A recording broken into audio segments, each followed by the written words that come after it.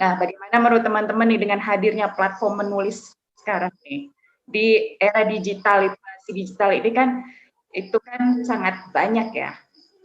Jadi kita bisa sambil sharing gitu. Mungkin bisa juga kita nih berbagi tips supaya gimana sih kita nih sebagai penulis bisa juga menarik pembaca melalui platform menulis gitu loh.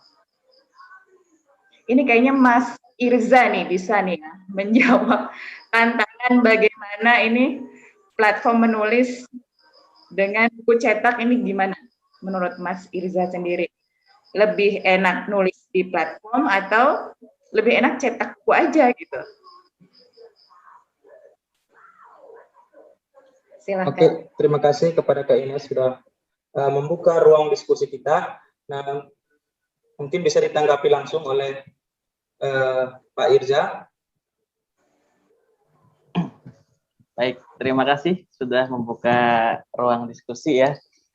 Jadi yang berhubungan dengan platform tadi memang sangat banyak, ada Noveltoon, KBM Apps ya, banyak dan sekali lain sebagainya. Banyak sekali yang saya pun juga gini ya, teknologi itu berkembang. Jadi mau tidak mau kita harus bisa mengikuti yang namanya zaman agar kita semakin tidak ketinggalan. Sederhananya adalah jika kita ingin bertahan, kita harus melihat bagaimana dunia itu bekerja di masa depan. Nah, sehingga kita bisa menyesuaikan diri terhadap perkembangan zaman ini.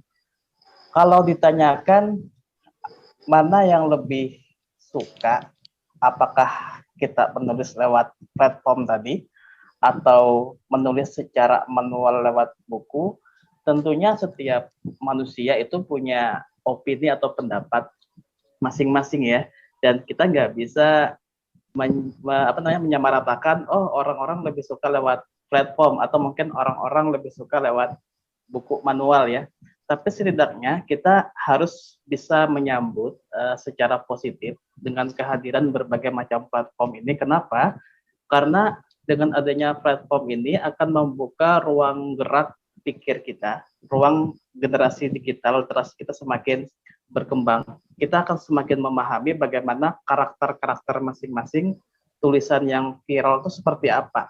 Misalkan kalau kita melihat di KBM Apps, itu kan sebuah aplikasi yang dicetuskan oleh Mbak Asma Nadia sama suami beliau, Isa Alamsyah.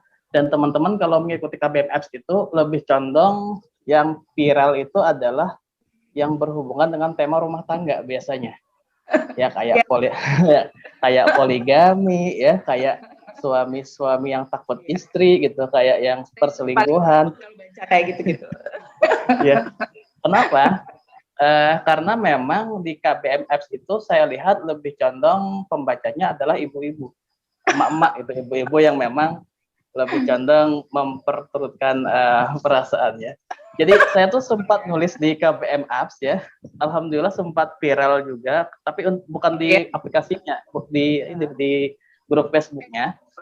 Saya nulis tema tentang percintaan gitu, alhamdulillah sempat viral ya. Tapi ketika saya nulis tentang pendidikan ya, nulis tentang cerita-cerita yang tentang sekolah ya, selalu tenggelam oleh tema-tema yang berhubungan dengan itu. Nah jadi itu untuk KBM Apps ya. Kalau untuk Noveltoon itu teman-teman itu lebih condong cerita-cerita yang berhubungan dengan remaja biasa yang viral. Jadi memang platform ini tergantung juga kira-kira penggunanya itu mayoritas yang mana agar bisa viral ya. Tapi kalau untuk ditanyakan mana yang lebih bagus gitu ya. Ya intinya kita selalu bisa menyesuaikan diri terhadap perkembangan zaman. Kalau saya pribadi sebenarnya saya ikut juga di platform itu untuk meningkatkan literasi saya gitu ya, untuk melihat karakter-karakter tulisan kita. Bahkan ini sebuah media di mana kita bisa mempromosikan tulisan kita yang dulunya agak sulit, kita harus nulis, nyetak buku, diterbitkan ya. Itu pun juga promosinya agak sulit, tapi sekarang teknologi memudahkan kita untuk ikut bisa menyesuaikan diri. Nah, meskipun sebenarnya membaca secara buku dengan membaca lewat handphone itu tentu punya kelebihan kekurangan masing-masing. Misalkan kita punya buku sendiri, cetak buku sendiri, itu ada sebuah kebanggaan yang luar biasa ya, meskipun barangkali tingkat promosi buku kita itu tidak sejauh atau mungkin tidak seluas dengan platform itu. Tapi ada sebuah kenikmatan, kebanggaan sendiri ketika kita bisa mencetak buku kita secara manual ya. Dan itu tidak bisa dirasakan oleh orang-orang yang dia fokus menulis di platform. Jadi intinya kalau ditanyakan Mbak tadi, mana yang lebih bagus, ya kedua-duanya bagus. Yang penting kita bisa menyesuaikan diri terhadap teknologi. Seperti itu ya Mbak ya. Ya, menanggapi sedikit nih. Kalau kita menulis di platform gitu ya, itu kita harus pinter-pinter bikin membentuk personal branding kita ya. Karena gini, menulis di platform saya ngerasain banget sangat sulit gitu loh menarik pembaca. Ketika kita menulis di KBM, tapi kan di KBM itu kan karakteristiknya kan memang banyak tulisan-tulisan yang tentang rumah tangga. Ketika kita menulis ya tidak tentang tema itu, pembacanya sedikit.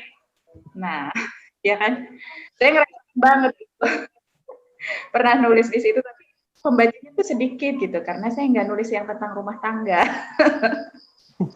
Nah, kalau menurut Mas Irza sendiri nih, gimana sebaiknya kita sebagai penulis membentuk personal brandingnya tuh seperti apa gitu supaya kita bisa menarik pembaca, tidak bisa masuk di platform manapun gitu, karena cerita saya tulis itu kan sebenarnya nggak condong ke remaja, nggak condong ke rumah tangga gitu, karena lebih banyak nulis tentang isu-isu disabilitas gitu, di mana memang sangat sedikit sekali pembaca tentang hal itu gitu.